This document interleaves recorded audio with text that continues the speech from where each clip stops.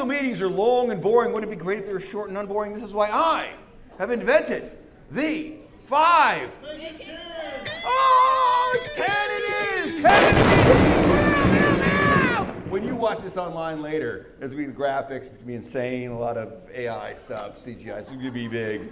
Very George Lucas-y asked. Okay, Ashland City Council meeting of November 7th.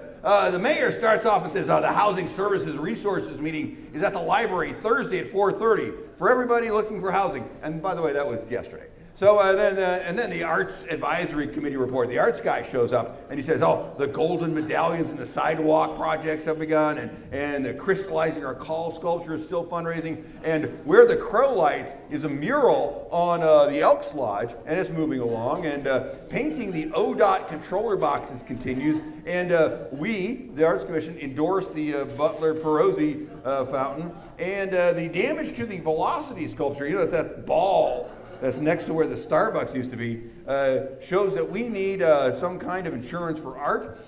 And I'm not gonna lie, this committee seems to do a lot of stuff, and the arts guy talked about it. He talked about all of it, and it was long. And then planning department boss, Brandon Goldman, he looks like this guy. That's Brandon Goldman looks like this guy. And he goes, hey, here's the Croman Mill presentation by Townmakers LLC developer. The cleanup plan is still evolving, FYI, pending DEQ rulings. And then the Townmaker guy, this developer, he says, we are pre-applying tomorrow with the city. We have an economic guy, and we have a finance guy, and this will be a live, work, play area. It's going to be 1/3 industrial and 2/3 residential. And our proposed changes to the city codes are, they're changing our codes. He says market-facing zoning, density targets, slight street realignments, so 2 new mixed zones, and the new ordinance will allow us to change any rules at any time. And Councilor Jeff Dahl says, hey, what's wrong with the old city codes that you had to change them? And the Townmaker guy all of a sudden shift gears and do the schmoozity, slickety, smoke up the butterty, and he said, let me just say the phrase without any real context or backup. Childcare is important. And of course, enthusiastic head nods from everybody, nothing to do with the question. And then this guy goes, hey,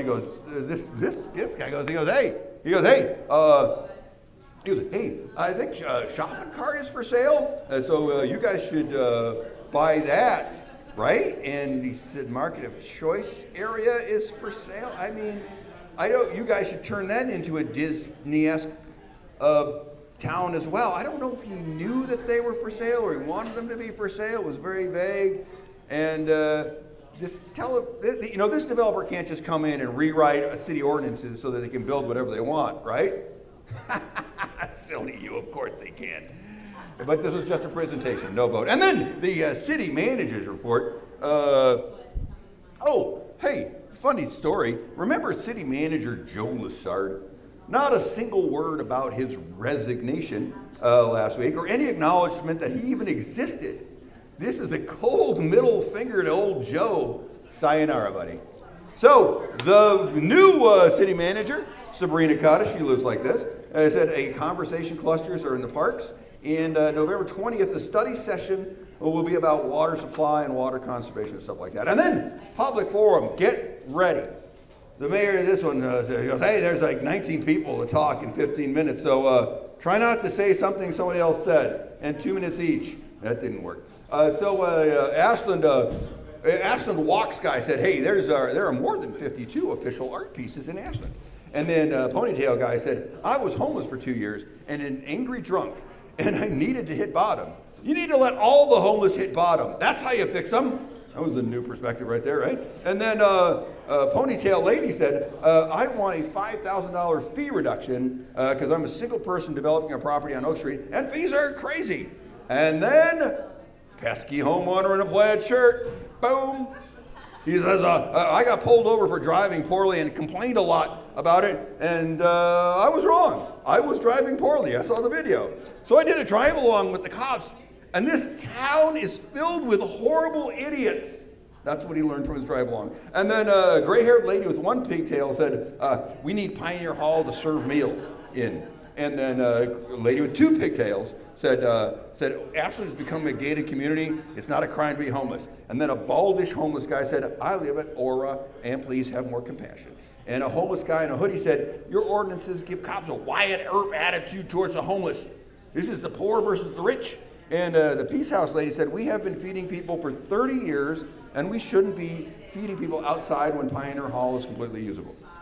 And the green shirt lady said, the Pioneer Hall feeds 41 housed people and 31 homeless people. So it's not just homeless. And the other peace lady said, Pioneer Hall has been often serves as a safety net and has saved people. I want to use Pioneer Hall again. Peace House lady said, we provide services more than just food at Pioneer Hall. And the dreadlock lady said, I live in a van and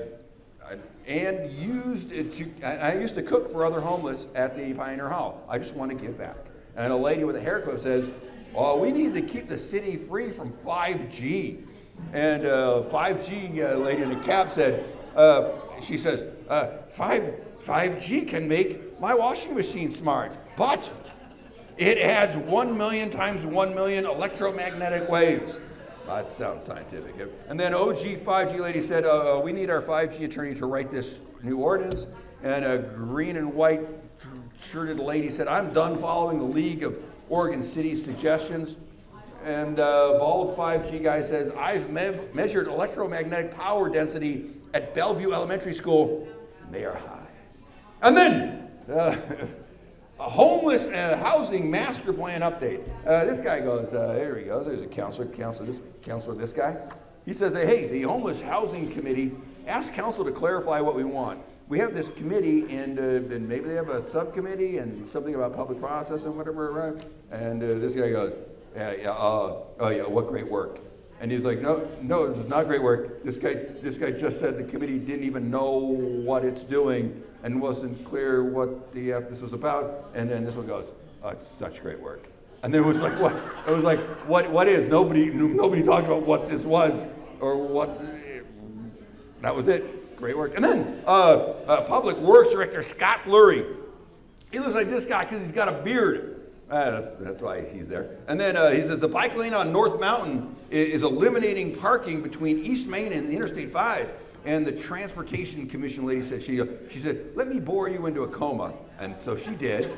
And then this guy says, where'd he go? This guy goes, and then this guy goes, he goes, hey, this needs more bike stuff, like a bike box.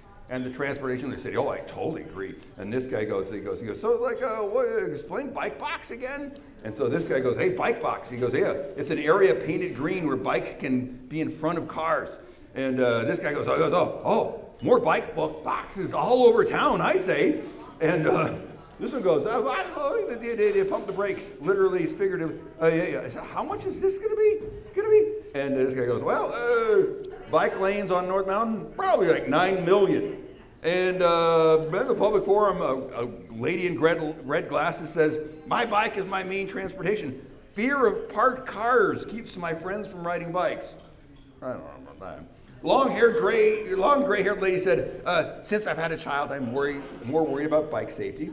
And then the glasses guy shows up and says, scientific research shows these bike lanes add 0 extra protection for cyclists. Pre-made curbs can be installed cheaper in 3 days and are more effective. And then this guy goes, where's this guy? Oh, here he is.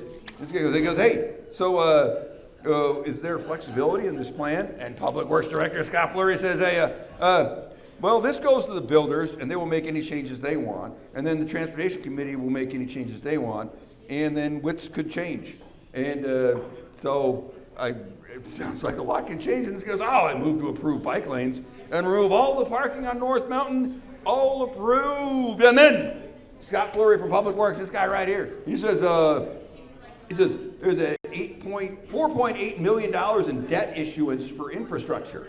So the city is borrowing money for streets that will be paid back by expected food and beverage tax money, maybe? It's just $5 million. No need for any more clarity for you stupid citizens. Right? Come on. She says, let's just approve this. It's going to be great. This one goes, well, I think spending $9 million on North Mountain was a lot, so I'm going to say no. That passed 5-1. And then this guy goes, hey, I move to make Sabrina Cotta the new interim city manager, and that was all approved. That's her right there. She already did city manager stuff, so okay. And then Parks and Rec director Leslie Eldridge. All exciting news. Brand new character in the show, Leslie Eldridge. All right, Leslie Eldridge, she looks like this because she's got the dark hair and stuff. And oh, by the way, that right there, that's Rick Lant. Yeah, Rick Lant right there on her shoulder. Yeah, they like a corpsey hand on her. They just running her. And so the new Parks hours, she says, is Lithia Park is closed from 11:30 to 5:30 right now. And so new rules, she says, is all city parks should be closed from midnight to 5, and that includes all trails and open space. Seems like nice. And then City Attorney Doug McGarry, he looks like this, and he goes, I don't know, there's a lot of language needs to be fixed. This is not written well. There's a lot of issues. And then this one goes, well, then I say we move to do that later. And they all approve. Do that later. And then the severe weather shelter contract, Emergency Management Coordinator Kelly Burns. He looks like this right there. Kelly Burns. He says, he goes, we have a contract with Aura to run a separate part of the homeless shelter as the emergency cold weather shelter. Cue alarm for the emergency and good stuff. And then he says, so it's completely separate from the homeless shelter, but in the same building. And this one says, so how are things going to go in that? And he goes, I'm glad you asked. The city must call for the shelter 48 hours in advance. And it has to open at 5 p.m. And then people sign a behavior agreement. Then there is an evening meal. And then lights out are at 9 p.m. And then lights are back on at 6:30 a.m. And there's a morning meal of some sort. And then everyone has to be out by 9 a.m. And daily operations are covered by a grant. No, somebody checked me on that. That's kind of what they said. But that's a summary of our winter shelter. That was actually pretty good. And then Forest Lands fire guy, Chris Chambers. He looks like this. That's what I think. He looks like this. And he says there's a contract with Loma Cati to do all the thinning this winter. Doing the same thing they do for years. However, there's just a lot more dead firs lately. So they're going to like harvest the trees and sell them for money. And then there was a public forum. And our formerly naked former city councilor Eric Novicka said commercial extraction is specious. Oh, that's a good word, Eric. And he said leaving the logs on the ground makes the soil healthy.